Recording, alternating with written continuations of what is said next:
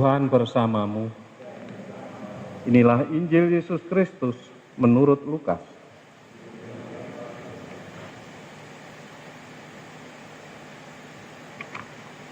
Pada suatu hari Sabat, Yesus masuk rumah seorang pemimpin orang Farisi untuk makan di situ. Semua orang hadir mengamat-amati dia dengan seksama. Melihat tamu-tamu berusaha menduduki tempat-tempat terhormat, Yesus lalu mengatakan perumpamaan berikut. Kalau engkau diundang ke pesta perkawinan, janganlah duduk di tempat kehormatan. Sebab mungkin ada undangan yang lebih terhormat daripadamu. Jangan-jangan orang yang telah mengundang engkau dan tamu itu berkata kepadamu, berikanlah tempat itu kepada orang ini. Lalu dengan malu engkau harus pindah ke tempat yang paling rendah. Tetapi apabila engkau diundang, duduklah di tempat yang paling rendah. Mungkin tuan rumah akan datang dan berkata, sahabat, silakan duduk di depan. Dengan demikian engkau mendapat kehormatan di mata semua tamu yang lain. Sebab barang siapa meninggikan diri akan direndahkan, dan barang siapa merendahkan diri akan ditinggikan. Demikianlah Injil Tuhan.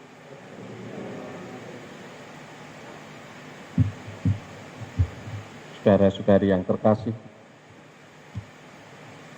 apa yang diajarkan Yesus mengenai kerendahan hati itu juga ia lakukan, bahkan sebelum dia mengajarkan sudah melakukannya. Ini patut menjadi catatan dan menjadi suri teladan bagi kita. Sebelum orang mengajarkan pada orang lain atau meminta pada orang lain, sendiri sudah melakukannya. Bagaimana Yesus melakukan apa yang mau diajarkan terlebih dahulu itu? Dialah putra yang menjelma menjadi manusia, merendahkan diri. Allah menjadi manusia. Bukan manusia menjadi Allah.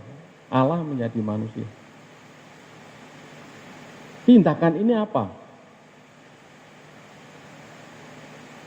Mau melawan Lucifer. Yang ciptaan Tuhan mau menjadi seperti Allah. Kesombongan. Maka kerendahan hati itu lawan kesombongan. Nah, orang-orang Farisi ini menyombongkan diri. Menganggap rendah orang lain dan menyombongkan diri.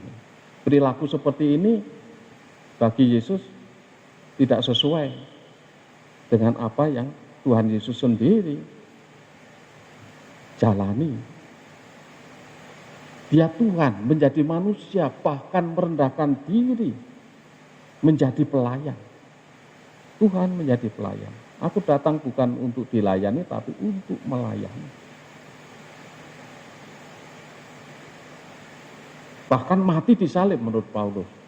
Itu mati disalib itu mati sebagai orang hina. Direndahkan sedemikian rupa menjadi yang paling hina di muka bumi itu. Dan itu dipilih oleh Allah menjadi jalan keselamatan bagi manusia.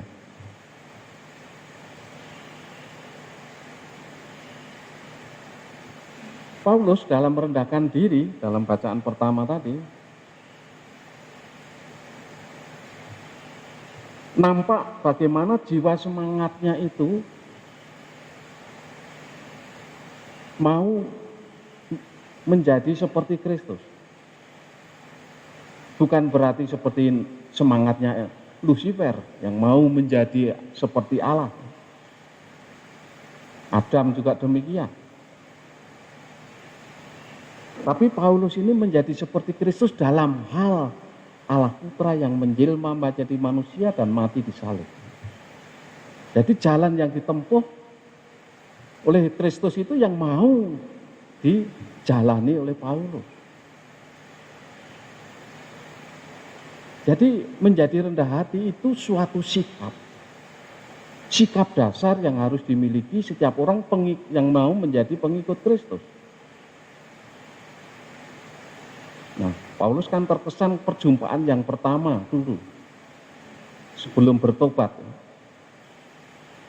Dalam perjalanan dia terjatuh karena melihat penampakan Yesus yang bersabda, "Saulus, Saulus, mengapa engkau menganiaya aku?"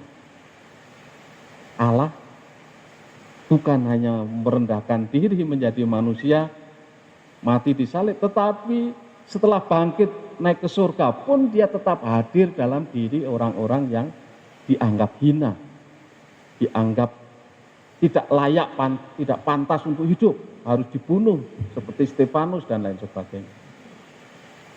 Nah, mungkin kesan perjumpaan pertama ini sungguh mendalam yang membuat Paulus mau menjadi seperti Kristus, yaitu semangat kerendahan hatinya itu, jiwa semangat kerendahan hatinya. Jadi orang yang rendah hati tidak pernah menonjolkan diri, justru memandang orang lain memiliki kelebihan. Ya, kelebihannya itu, kelebihan orang lain itu yang didahulukan, bukan dirinya yang ditonjolkan. Kelebihan orang lain mendapat apresiasi, mendapat penghargaan. Baru melihat dirinya sebagai orang rendah, orang yang hina, sebagai orang berdosa dan lain sebagainya. Dan ini melawan apa yang dilakukan oleh kaum Farisi yang suka menonjolkan diri. Memang betul tempat kedudukan itu menunjukkan kualitas seseorang. Maka orang yang berkualitas didudukkan di depan. Tetapi tidak kalah pentingnya sikap rendah hati. Ya. Kalau orang yang duduk di depan itu tidak memiliki sikap yang rendah hati, sebenarnya hatinya juga mesti terusik. Ya. Apakah saya layak menduduki tempat ini? Maka orang yang rendah hati biasanya memilih di belakang, tidak langsung di depan. Ya. Karena merasa tidak pantas. Yang terdepan biar untuk orang lain, yang lebih menonjol dari saya.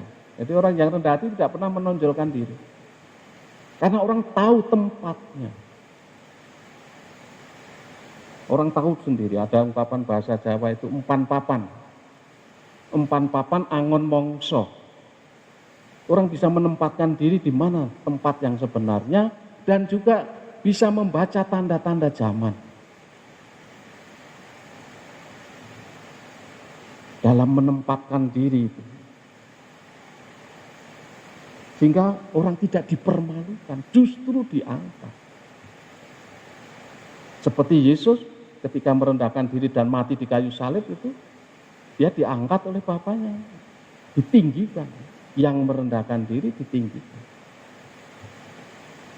Jadi semakin orang memiliki sikap dasar kerendahan hati menjadi semakin berkenan bagi Yesus, berkenan bagi Allah.